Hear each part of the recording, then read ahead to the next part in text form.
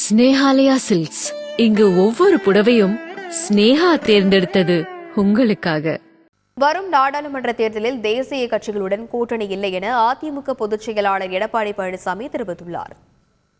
வருகின்ற நாடாளுமன்ற தேர்தலில் தேசிய கட்சியுடன் கூட்டணி இல்லை. வருகின்ற நாடாளுமன்ற தேர்தலில் தேசிய கட்சியுடன் கூட்டணி இல்லை அதிமுக. சார், தமிழக கட்சிகள் எந்தெந்த கட்சிகள் பேச்சுவார்த்தை நடத்துவாங்க, ஏதாவது தகவல் உண்டா சார்? பேச்சுவார்த்தைக்கு வருகின்ற பொழுது உங்களுக்கு தகவல் கொடுக்கப்படும். பொதுவாக கூட்டணி கட்சிகளுக்கு எத்தனை சீட்டுகள் ஒதுக்கப்படும் சார்? அதாவது நீங்கள் கற்பனையான கேள்விக்கு பதில் சொல்ல முடியாது. எங்களுடைய கூட்டணி சிறப்பான கூட்டணி அமையும்.